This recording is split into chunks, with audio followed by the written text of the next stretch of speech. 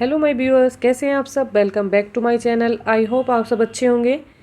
यहाँ पर हम कर रहे हैं marathon class CTET upper and primary दोनों लेवल के लिए। अगर आप चैनल पर नए हैं और आपने अब तक कोई वीडियो नहीं देखी है तो प्लीज़ जाइए और प्लेलिस्ट में जाकर पुरानी सारी वीडियो देख लीजिएगा। चलिए आते हैं अपने क्वेश्चन नंबर 1 पर। क्वेश्चन नंबर 1 में दिया हुआ है, बच्चों के प्राथमिक वर्षों में विकास का क्रम हमें बताना है। बच्चे के जो प्राथमिक स्तर होते हैं, प्राथमिक स्तर के जो वर्ष होते हैं, उसमें बच्चे का क्रम कैसा होता है, किस तरह से उसमें विकास होता है, हमें वो बताना है। चलिए विकल्प देखते हैं। यहाँ पर दिया हुआ है सरल से जटिल की ओर, अमूर्त से मूर्त की तरफ, वैश्विक से स्थानिक की ओर, विशिष्ट से सामान्य की ओर। तो जो बच्चे होते हैं उनका प्राथमिक वर्षों में जो विकास होता है वो कैसा होता है, सरल से जटिल की ओर होता है। सबसे पहले बच्चे चीज़ों को नहीं जानते हैं, ना बोलना जानते हैं, ना उनके दिमाग का विकास इतना हुआ होता है। सबसे पहले वो धीरे धीरे चलना सीखते हैं, बोलना सीखते हैं और दौड़ना सीखते हैं। उसके बाद खेल खेलते हैं, गतिविधियाँ करते हैं, भागते हैं और बड़ी बड़ी चीज़ें सीखते जाते हैं। धीरे धीरे उन्हें भाषा ज्ञान आता है, फिर शब्द ज्ञान आ जाता है, अक्षर ज्ञान आ जाता है और उस तरह से वो पढ़ना सीख जाते हैं। तो जो उनका विकास का क्रम होता है वो कैसा होता है, सरल से जटिल की ओर होता है। स्टार्टिंग में बच्चे एक शब्द बोलते हैं, फिर 2 शब्द बोलते हैं और धीरे धीरे पूरे पूरे सेंटेंस बोलने लगते हैं। तो ये जो क्रम होता है ये सरल से जटिल की तरफ होता है। आप इस बात को हमेशा ध्यान रखेंगे। चलिए आते हैं नेक्स्ट पर, देखते हैं क्वेश्चन नंबर 2 क्या है। यहाँ पर कहा जा रहा है, भाषा के विकास के लिए संवेदनशील काल कौन सा है। संवेदनशील काल की बात हो रही है, तो ये आरंभिक बाल्यावस्था है, माध्यमिक बाल्यावस्था है, किशोर अवस्था है या प्रसव पूर्व अवस्था है। तो यहाँ पर जो राइट आंसर हो जाएगा वो हो जाएगा हमारा ऑप्शन नंबर ए। ये होती है हमारी आरंभिक अवस्था। और आरंभिक अवस्था में ही बच्चा भाषा ज्ञान सीखता है। जब बच्चा छोटा होता है और वो बोलने की शुरुआत करता है तो सबसे पहले वह क्या सीखता है, वह वो भाषा सीखता है जो उसके घर परिवार में बोली जाती है, अपने प्राथमिक समाज से सीखता है, प्राथमिक संस्था से सीखता है, अपने माता पिता से सीखता है। अगर उनके घर में हिंदी बोली जा रही है तो वो हिंदी बोलना सीख जाएगा। उसके बाद धीरे धीरे वो कहाँ जाएगा, विद्यालय, और वहाँ पर क्या सीख जाएगा, अदर लैंग्वेज बोली जाती है, इंग्लिश बोली जाती है, कोई और अदर लैंग्वेज पढ़ाई जाती है तो वो सीख जाएगा। तो जो भाषा का प्रारंभिक काल होता है वो कैसा होता है, संवेदनशील काल कहलाता है। उसमें बच्चे चीज़ें जो है जल्दी से सीख जाते हैं और भाषा का विकास भी अच्छे से होता है। चलिए आते हैं नेक्स्ट पर, देखते हैं क्वेश्चन नंबर 3। वह प्रक्रिया जिसमें बच्चे समाज में अपनी भूमिका को सीखते हैं कहलाती है। तो वह क्या कहलाती है जिसमें बच्चे अपने समाज में भूमिका जान पाते हैं। ऑप्शन दिए हुए हैं, समाजीकरण है, समायोजन है, समावेशन है या अनुकूलन है। तो यहाँ पर जो राइट आंसर हमारा हो जाएगा वो हो जाएगा ऑप्शन नंबर ए। ये होता है समाजीकरण। समाजीकरण की प्रक्रिया में ही बच्चा समाज में अपनी भूमिका को जान पाता है। चलिए आते हैं नेक्स्ट पर, देखते हैं क्वेश्चन नंबर 4। संज्ञानात्मक विकास के किस चरण में बच्चे अनुकरण करने लगते हैं, वे उनमें वस्तु स्थायित्व की योग्यता जो है आ जाती है। तो यहाँ पर संज्ञानात्मक विकास के चरण के बारे में पूछा जा रहा है, जिसमें बच्चे क्या करते हैं, अनुकरण करते हैं, अर्थात जो बड़े कार्य कर रहे होते हैं उनको देखकर सीखते हैं और उनमें वस्तु का स्थायित्व भी आ जाता है। वे समझने लगते हैं कि ये वस्तु है, इनसे उनको खेलना है। तो यहाँ पर चलिए देखते हैं ऑप्शन क्या दिए हुए हैं। संवेदी चालक अवस्था होती है, संवेदी चालक भी बोल सकते हैं इसको, संवेदी गामक भी बोल सकते हैं। पूर्व संक्रियात्मक है, मूर्त संक्रियात्मक है या औपचारिक संक्रियात्मक है। तो जो पहली अवस्था है ये होती है 0 से 2 वर्ष। उसके बाद आती है पूर्व संक्रियात्मक, ये होती है 2 से 7 वर्ष। मूर्त संक्रियात्मक होती है 7 से 11 वर्ष। और यहाँ पर औपचारिक संक्रियात्मक तो 11 से 13 वर्ष, अर्थात इसको आप किशोर अवस्था तक भी बोल सकते हैं। तो ये हो जाती है। यहाँ पर जो राइट आंसर होगा हमारा होगा ऑप्शन नंबर ए, संवेदी चालक अवस्था। तो जो संवेदी चालक अवस्था होती है ये होती है 0 से 2 वर्ष। और इसमें ही बच्चा क्या सीख जाता है, चीज़ों का अनुकरण करके सीखता है, क्योंकि उससे पहले उसे कोई ज्ञान नहीं होता है। धीरे धीरे वो देखता है अपने आसपास के वातावरण से, अपने माता पिता को, और जो कार्य वो कर रहे होते हैं तो वो उनको धीरे धीरे देख कर सीख जाता है, उनका अनुकरण करता है और वस्तु स्थायित्व को भी समझता है, अर्थात अपने खिलौनों को वो जानने लग जाता है कि ये खिलौने उस खेलने के लिए होते हैं और ये उसकी डॉल है। तो ये चीज़ें वो जान जाता है। ये अवस्था होती है संवेदी चालक अवस्था या संवेदी गामक अवस्था। चलिए आते हैं क्वेश्चन नंबर 5 पर। यहाँ पर दिया हुआ है, जीन पियाजे के सिद्धांत के अनुसार वह बच्ची जो सूरज को सजीव मानती है क्योंकि वो रोशनी देता है, अपनी सोच में क्या दर्शाती है। एक लड़की है, वह क्या मान रही है कि सूरज जो सबको रोशनी दे रहा है तो अर्थात कुछ देता है, तो इसलिए वह सजीव है, क्योंकि देना लेना जो करते हैं वो सजीव ही कर सकते हैं, निर्जीव चीज़ जो है एक दूसरे को नहीं दे पाती हैं। तो यहाँ पर क्या कर रहा है, सूरज अपना प्रकाश बांट रहा है अर्थात रोशनी दे रहा है, तो वह सोचती है कि वह एक सजीव चीज़ है। ठीक है, तो यह क्या दर्शाता है, वह अपनी सोच में क्या रखती है, जीववादी चिंतन है, उसको केंद्रीकरण है, अप्रतिवर्तिता है, या वस्तु स्थायित्व है। यहाँ पर जो राइट आंसर है वो है जीववादी चिंतन। वह क्या करती है, उसको जीवित मानती है, तो ये जीववादी चिंतन के अंतर्गत आएगा। चलिए आते हैं नेक्स्ट पर, देखते हैं क्वेश्चन नंबर 6 में क्या है। 6 में दिया हुआ है, निम्न में से कौन सी संकल्पना लेव वाइगोत्स्की द्वारा प्रतिपादित नहीं है। तो लेव वाइगोत्स्की ने क्या नहीं दिया है, इसमें बताना है। समीपस्थ विकास का क्षेत्र लेव वाइगोत्स्की ने दिया है, तो ये नहीं होगा। स्कीमा पियाजे ने दिया है। पाड़ ये जो है वाइगोत्स्की ने दिया है। और सामाजिक अंतःक्रिया, जहाँ पर समाज की बात आती है वहाँ आप लेव वाइगोत्स्की को ही रखेंगे, उन्होंने ही सामाजिक अंतःक्रिया या सामाजिकरण की बात की है। तो बाकी जो तीनों ऑप्शन है वो रोंग हो जाएंगे, क्योंकि जो है ये लेव वाइगोत्स्की ने किए हैं। और यहाँ पर पूछा है जो नहीं किया है, तो यहाँ पर क्या नहीं किया है, स्कीमा वाली जो संरचना है वो जीन पियाजे ने दी है, ना कि वाइगोत्स्की ने, इसलिए ये आंसर यहाँ पर राइट हो जाएगा। चलिए आते हैं नेक्स्ट पर, देखते हैं क्वेश्चन नंबर 7 में बात की जा रही है, लेव वाइगोत्स्की के सिद्धांतों के निहितार्थ के अनुरूप कौन सा कथन शैक्षिक प्रणाली के लिए सही है। तो कौन सा कथन सही है ये देखना है। विद्यार्थियों में सहयोग के बजाय प्रतिस्पर्धा को प्रोत्साहित करना चाहिए। तो जहाँ पर शब्द आ जाता है प्रतिस्पर्धा, वो पॉइंट हो जाता है निगेटिव, इसलिए क्वेश्चन हो जाएगा रोंग। चलिए आते हैं नेक्स्ट पर, ऑप्शन देखते हैं। वांछनीय व्यवहार को इनाम देकर बढ़ावा देना व अवांछनीय व्यवहार को सजा देकर घटाना, ये कोई सॉल्यूशन नहीं होता है। इनाम और पुरस्कार और दंड आप नहीं दे सकते हैं, इसका प्रावधान शिक्षा में नहीं दिया गया है, इसको आप कट कर देंगे। चलिए आते हैं सी पॉइंट पर। सी में दिया हुआ है, उपयुक्त इशारे व संकेत प्रदान करना, विद्यार्थियों को पाठ या आलम्बन देना, उद्दीपन व प्रतिक्रिया के बीच अनुबंधन को प्रोत्साहित करना। तो ये पॉइंट भी यहाँ पर हो जाएगा रोंग। यहाँ पर जो राइट आंसर हमें मिल जाता है वो है ऑप्शन नंबर सी, उपयुक्त इशारे संकेत प्रदान कर विद्यार्थियों को क्या करना, पाठ देना। और ये क्या कहलाता है, ये कहलाता है शैक्षिक प्रणाली के लिए सही है। तो यहाँ पर ऑप्शन नंबर सी जो है ये करेक्ट हो जाता है। चलिए आते हैं नेक्स्ट पर, देखते हैं क्वेश्चन नंबर 8 में क्या है। क्वेश्चन नंबर 8 में दिया हुआ है, कोहल वर्ग के अनुसार नैतिक विकास क्या जो प्रथम अवस्था होती है वो क्या कहलाती है, उसकी क्या विशेषता होती है। तो हमें नैतिक विकास की प्रथम अवस्था की विशेषता बतानी है। नियमों को निश्चित और निरपेक्ष देखना, जी हाँ ये उसकी विशेषता होती है। बी पॉइंट में देख लेते हैं, दूसरों को स्नेह और अनुमोदन बनाए रखना, तो ये यहाँ पर रोंग हो जाएगा। कानूनों और नियमों को बनाए रखने के कर्तव्य का पालन करना, ये भी यहाँ पर नेगेटिव है। डी पॉइंट में देखते हैं, यहाँ दिया हुआ है अमूर्त सार्वभौमिकों सिद्धांतों को अपनाना जो सभी मानवता के लिए मान्य हो, तो ये भी नहीं कहा गया है। यहाँ पर पूछा गया है क्या, यहाँ पूछा गया है प्रथम अवस्था, और नैतिक विकास की जो प्रथम अवस्था होती है वो होती है नियमों को निश्चित और निरपेक्ष रूप में देखना। A is the right answer. चलिए आ जाते हैं नेक्स्ट पर, देखते हैं क्वेश्चन नंबर 9 में क्या है। एक प्रगतिशील कक्षा कक्ष में, यहाँ पर बात की जा रही है प्रगतिशील कक्षा की। तो चलिए प्रगतिशील कक्षा की विशेषता क्या होती हैं वो हमें बतानी है। उसके लिए ऑप्शन पढ़ लेते हैं। बच्चों को निश्चित पाठ्यक्रम के अनुसार सीखने के लिए बाध्य किया जाता है। बच्चे उन गतिविधियों में संलग्न होते हैं जिससे वह अपनी क्षमताओं को पा सकें। बच्चों की योग्यता के अनुसार उनका नामीकरण व पृथकीकरण किया जा सकता है। तो अगर बात प्रगतिशील कक्षा की हो रही है तो नामीकरण और पृथक्करण को आप कट कर देंगे। यहाँ पर क्या दिया हुआ है, ऑप्शन ए में निश्चित पाठ्यक्रम को सिखाना, ये बात सही नहीं है, इसके लिए आप बच्चों को बाध्य नहीं कर सकते हैं। बच्चे अधिक से अधिक चीज़ें सीख सकते हैं, जरूरी नहीं कि जितना पाठ्यक्रम आपने दिया है बच्चों को सिखाने के लिए बाध्य किया जाए।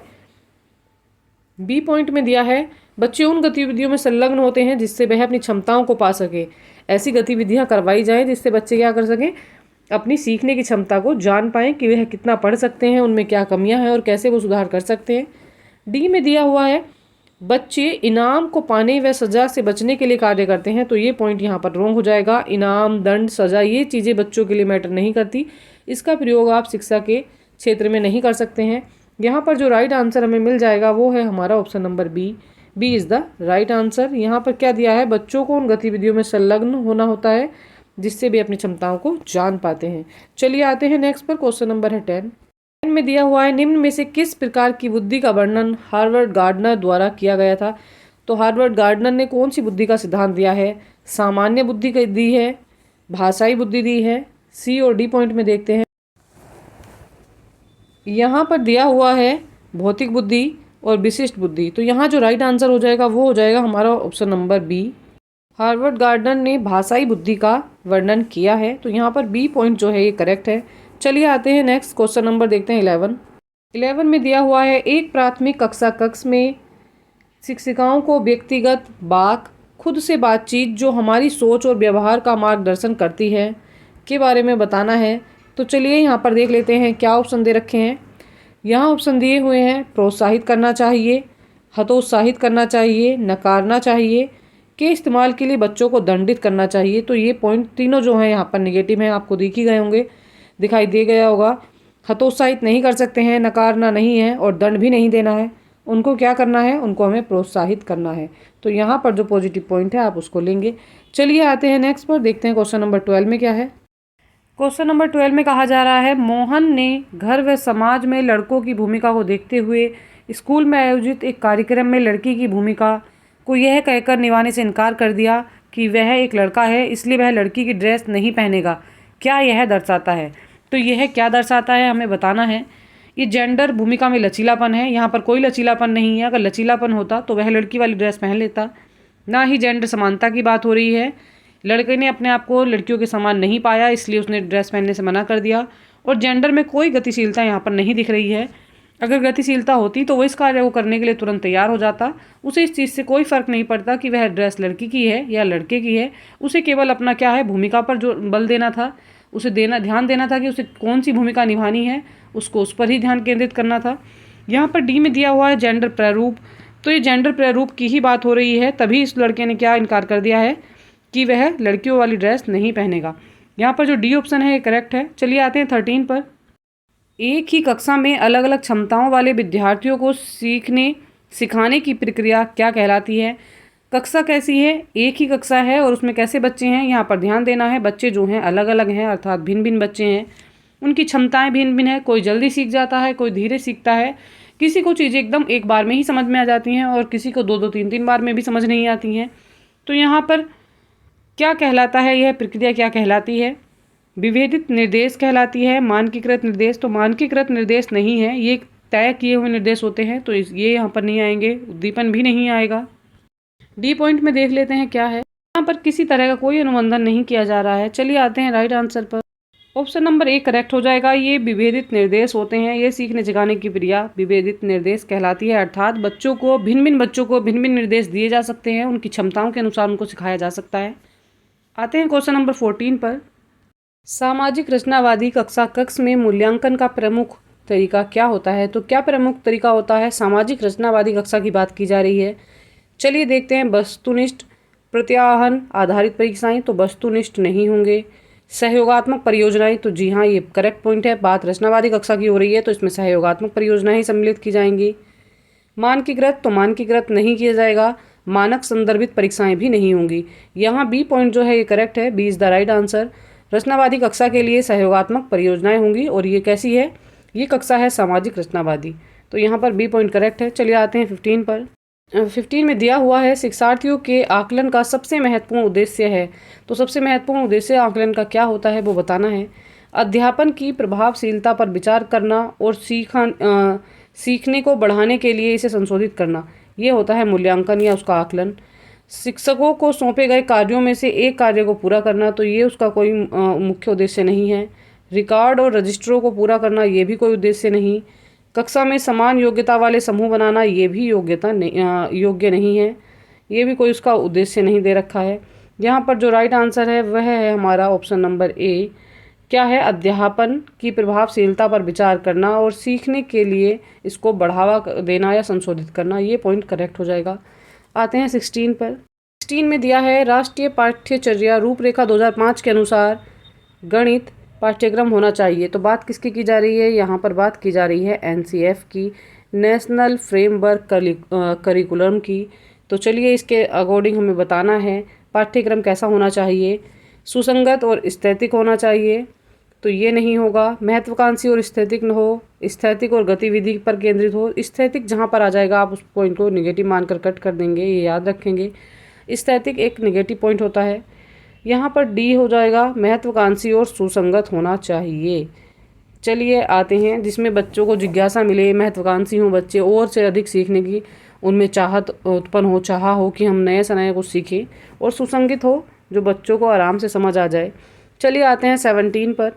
17 में दिया हुआ है, प्राथमिक कक्षा के अधिगमकर्ताओं में बीजीय चिंतन को विकसित करने के लिए निम्नलिखित में से किसको आधार के रूप में लिया जा सकता है। तो किसको आधार के रूप में लिया जा सकता है, ऑप्शन देख लेते हैं क्या हैं।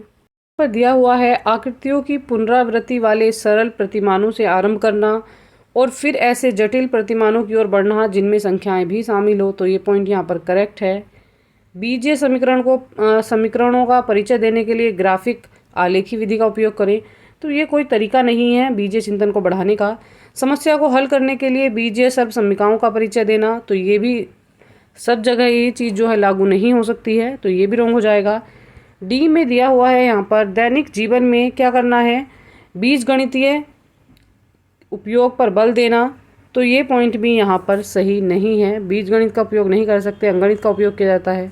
राइट आंसर हमें यहाँ से मिल जाएगा, वो है हमारा option number A is the right answer. आकृतियों की पुनरावृत्ति वाले सरल प्रतिमानों का प्रारंभ में प्रयोग किया जाए, उसके बाद जटिल प्रतिमानों की ओर बढ़ा जाए और संख्याएं भी शामिल की जाए। A is the right answer. चलिए आते हैं नेक्स्ट पर। यहाँ पर बात हो रही है 25 को 7 से गुणा करने के लिए कहा गया, तब एक विद्यार्थी 7 बार 25 को जोड़ता है। निम्नलिखित कथनों में से कौन सा संदर्भ में दिया गया सही है। क्या जो दिया है संदर्भ में इसके बारे में सही है, बताना है। अनौपचारिक युक्तियों की बजाय औपचारिक जो कलन विधि है वो उपयोग की जानी चाहिए, उसके उपयोग पर बल देने की आवश्यकता है। ये यहाँ पर रॉन्ग हो जाएगा। बी देख लेते हैं। बी में दिया हुआ है, विद्यार्थियों द्वारा उपयोग की गई युक्ति का शिक्षक के द्वारा आकलन नहीं किया जा सकता, तो ये भी रॉन्ग है। विद्यार्थी ने सृजनात्मक रूप से योग की समझ को गुणन तक विस्तृत क्या है हमें बताना है। बच्चे ने क्या कर लिया है, उसने योग सीखा है, उसको योग करना आता है और वो योग करते हुए उसको उसने बड़े लेवल तक कर लिया है। वो योग करते हुए क्या कर सकता है, जो गुणन के मान होते हैं उनको भी वह निकाल लेता है, तो ये चीज़ यहाँ पर सही है। विद्यार्थी के पास योग और व्यवकलन दोनों की अवधारणा की समझ नहीं है, ये गलत हो जाएगा। समझ है तभी वह उसका गुणन 25 की गुणा कर कर बता पा रहा है, अर्थात उसका योग कर करके ही वो उसको कर रहा है, तो योग की समझ तो उसे है। यहाँ पर सी पॉइंट करेक्ट हो जाएगा। आते हैं नेक्स्ट पर, देखते हैं क्वेश्चन नंबर 20 में क्या है। 20 में दिया है, टैपियोका कसावा पौधे के खाने योग्य हिस्सा ए है और वह बी में प्रचुर मात्रा में उगाया जाता है। ए और बी में क्रम से क्या संबंध है वो बताना है। तो ए जो है पत्ती है, पत्ती नहीं खाई जाती टैपियोका की, क्या खाया जाता है, जड़। तो जहाँ पर भी जड़ आपको दिख जाए वो ऑप्शन आप करेक्ट मान लेंगे। ये रॉन्ग है और यहाँ पर डी भी रॉन्ग है। टैपियोका कसावा की जड़ खाई जाती है, यहाँ पर सी पॉइंट जो है करेक्ट है, उसकी जड़ खाई जाती है और ये केरल में प्रचुर मात्रा में उगाया जाता है। चलिए आते हैं नेक्स्ट पर, देखते हैं क्वेश्चन नंबर 21 में क्या है। यहाँ पर बात की जा रही है ए की कमी से रक्त अल्पता। तो यहाँ पर विटामिन ए की बात हो रही है, एनीमिया होता है अर्थात रक्त अल्पता हो जाती है। और बी तथा सी ए के उत्तम स्रोत है। ए बी सी में क्रम से क्या संबंध है बताना है। तो यहाँ पर कैल्शियम है, दूध है, अंडे हैं। तो किसकी कमी से अनियमितता होती है पहले तो आपको वो बताना है। तो सबसे पहले हो जाएगा जिसमें आएगा लोहा या आयरन, तो ऑप्शन नंबर ए कट कर देंगे आप, उसमें नहीं है। डी भी कट कर देंगे, उसमें भी नहीं है। यहाँ पर हमें चेक करना है बी और सी, यहाँ पर दोनों में लोहा दिया हुआ है और देखना है किसकी कमी से ये हो जाता है। तो हमें देखना है इसके उत्तम स्रोत बताने हैं क्या है। दूध होता है, दूध में आयरन नहीं पाया जाता।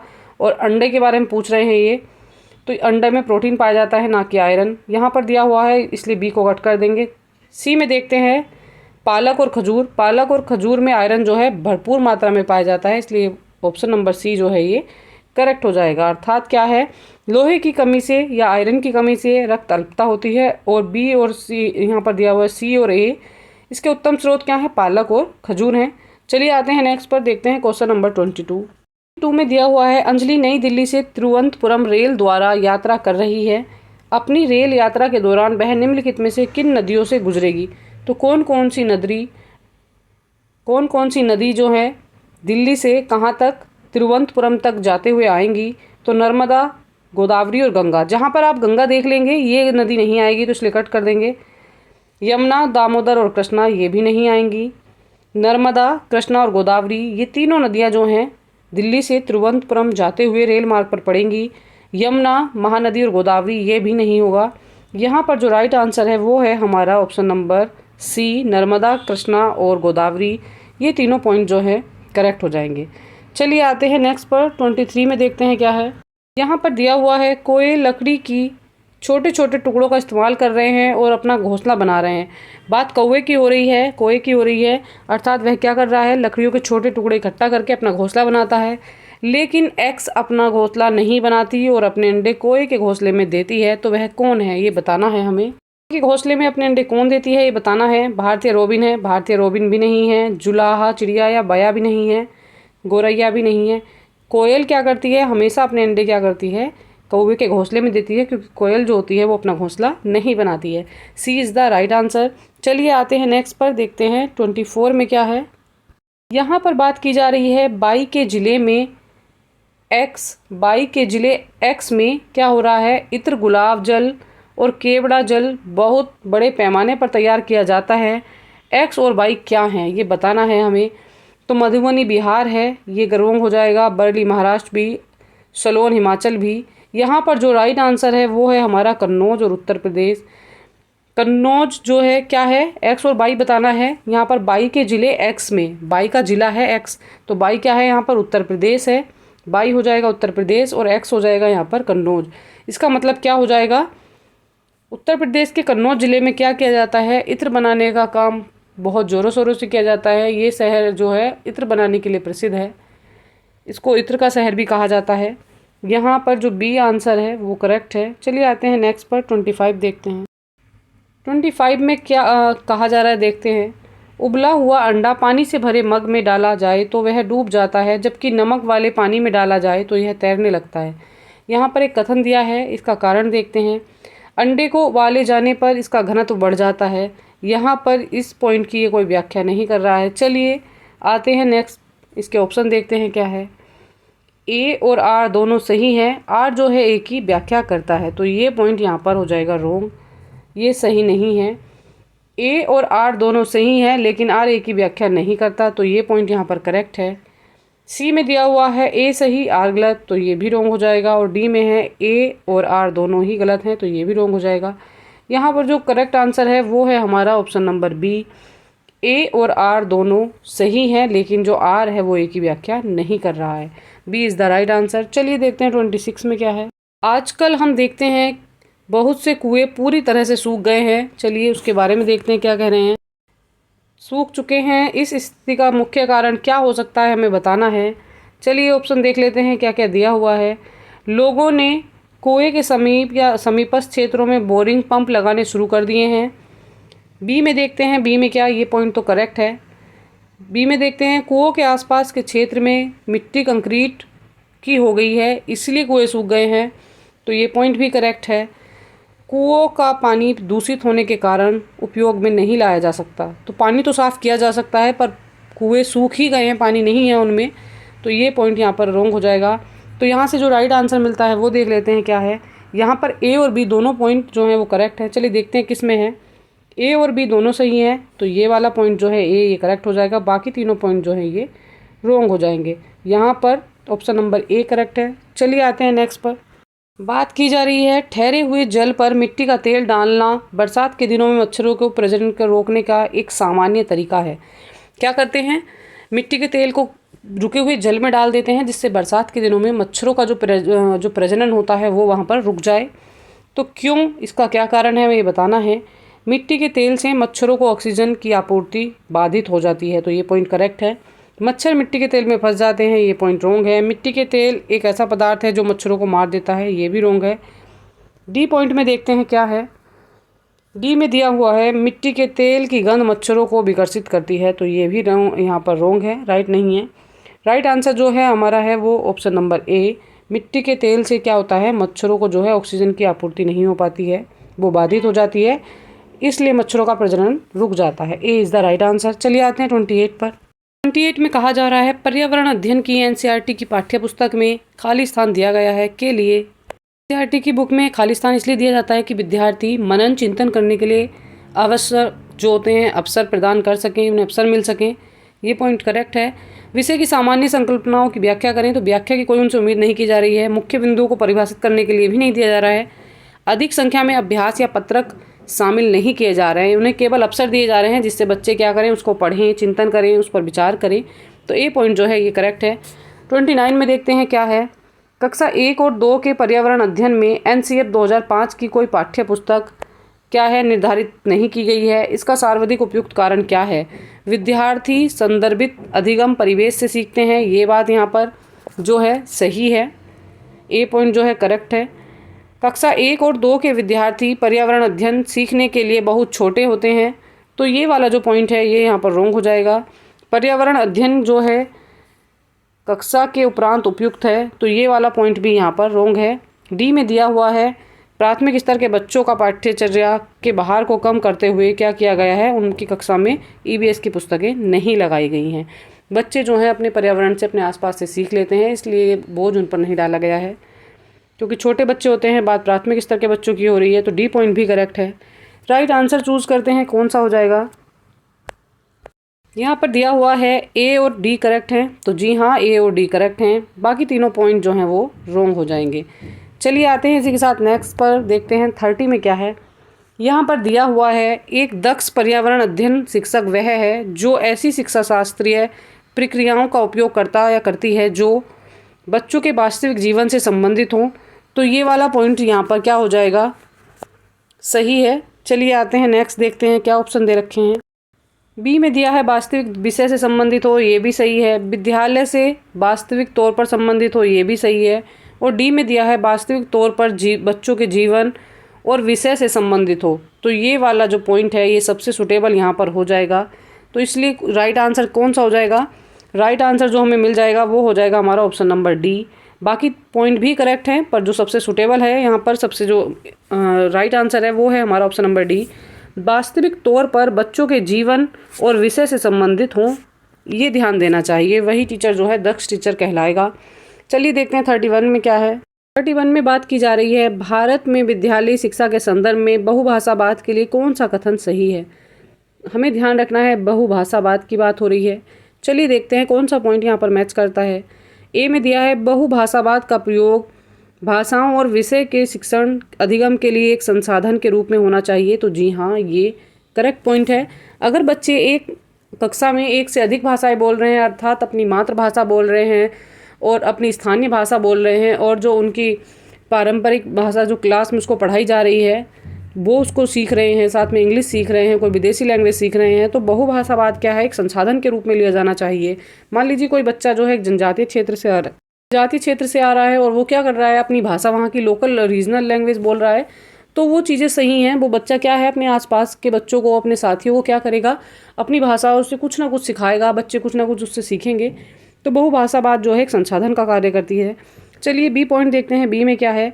बहुभाषिक कक्षाओं का उद्देश्य यह है कि सभी विद्यार्थी जहाँ तक संभव हो अधिक से अधिक भाषाएं सीख सकें। ऐसा उसका कोई उद्देश्य नहीं होता है। बच्चे अधिक से अधिक भाषा सीखें, इसका कोई उससे लेना देना नहीं है। सी पॉइंट में देखते हैं।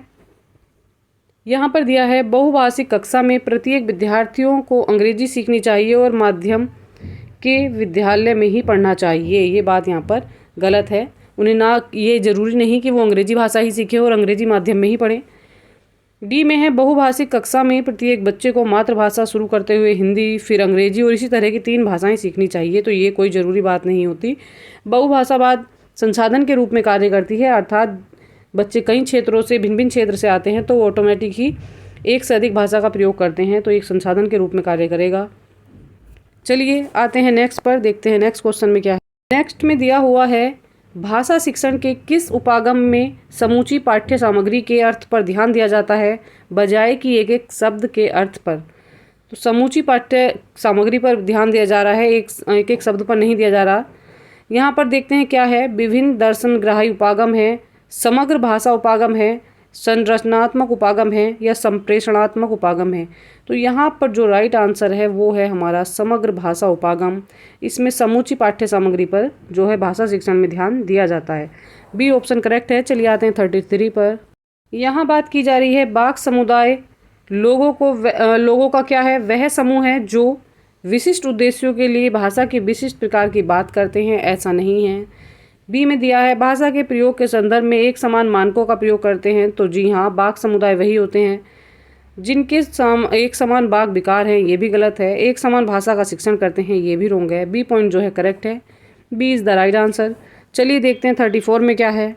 गहन पठन क्या है, हमें गहन पठन के बारे में बताना है। तो यहाँ पर देख लेते हैं क्या ऑप्शन दिए हुए हैं। ऑप्शन में दे रखा है सरसरी तौर पर पठन, तो ये रोंग हो जाएगा। गंभीर पठन, पठन से पूर्व, सामूहिक पठन। तो यहाँ पर जो राइट आंसर है वो है हमारा नंबर बी जो है ये हमारा करेक्ट हो जाएगा। गंभीर पठन अगर आप कर रहे हैं तो वो कैसा पठन है, वो गहन पठन कहलाता है।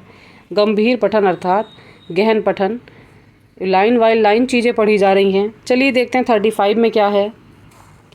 35 में दिया हुआ है यहाँ पर children start out as clean slate and language learning is printing of linguistic habits on this clean slate, this idea is supported by. यहाँ पर क्या कहा जा रहा है, बच्चे जो हैं एक कोरी स्लेट होते हैं और भाषा शिक्षण में क्या करते हैं, वो उनकी कोरी स्लेट पर जो है छपाई का काम करते हैं, अर्थात उसको भरते हैं। यह आइडिया किसको सपोर्ट करता है, किसने ये बात कही थी। चलिए देखते हैं आंसर क्या है। ये बात जो यहाँ पर किसने कही देख लेंगे। ऑप्शन प्याजे हैं, वाइगोत्स्की हैं, चोमस्की हैं या स्किनर हैं। तो यहाँ पर जो राइट आंसर है वो है हमारा ऑप्शन नंबर डी। स्किनर ने ये बात कही थी, कोरी स्लेट वाली बात स्किनर ने की थी। चलिए आते हैं नेक्स्ट पर, देखते हैं 36 में क्या है। यहाँ पर क्या दिया हुआ है, which one of the parameters is not important for assessing paragraph writing. अगर पैराग्राफ राइटिंग हो रही है तो यहाँ पर कौन सा पैरामीटर या कौन सा जो चीज़ है वो इम्पोर्टेंट नहीं रोल प्ले कर रही है। बात देखते हैं क्या है। टॉपिक के जो सेंटेंस हैं वो, तो ये चीज़ नहीं, हमें निगेटिव पर ध्यान देना है। ये चीज़ें पॉजिटिव हैं तो ये रोंग हो जाएंगी। सपोर्टिंग डिटेल्स ये भी रोंग हो जाएंगी। अगर आप पैराग्राफ लिख रहे हो तो उसमें टॉपिक के जो सेंटेंस है वो इंपॉर्टेंट होने चाहिए। सपोर्टिंग डिटेल जो आपने उसमें डाली हैं वो सही होनी चाहिए, या कोहेरेंस होना चाहिए। तो ये भी यहाँ पर रोंग हो जाएगा क्योंकि तीनों पॉइंट जो हैं पॉजिटिव हैं। यहाँ पर जो राइट आंसर हमें मिल जाएगा वो है हमारा option number C, good handwriting. अगर आप कोई पैराग्राफ, असेसिंग पैराग्राफ लिख रहे हैं तो उसमें क्या है, आपकी गुड हैंड राइटिंग जो होती है वो मैटर नहीं करती है। इस पर यहाँ पर जो है सी पॉइंट ये हमारा करेक्ट हो जाएगा। चलिए, ये निगेटिव पॉइंट था, हमें निगेटिव से निगेटिव ही मैच करना था। आज की क्लास जो है इसी के साथ कंप्लीट हो जाती है। अगर आप चैनल पर नए हैं और आपने अब तक कोई वीडियो नहीं देखी है तो प्लीज़ जाइए चैनल को सब्सक्राइब कीजिए और प्लेलिस्ट में जाकर पुरानी सारी वीडियो देख लीजिएगा। यहाँ पर मैराथन क्लास हो रही है सीटेट अपर एंड प्राइमरी दोनों लेवल के लिए। यहाँ पर मिक्स क्वेश्चन की प्रैक्टिस हो रही है। सपोर्ट कीजिए, लाइक कीजिए, चैनल को सब्सक्राइब कीजिए।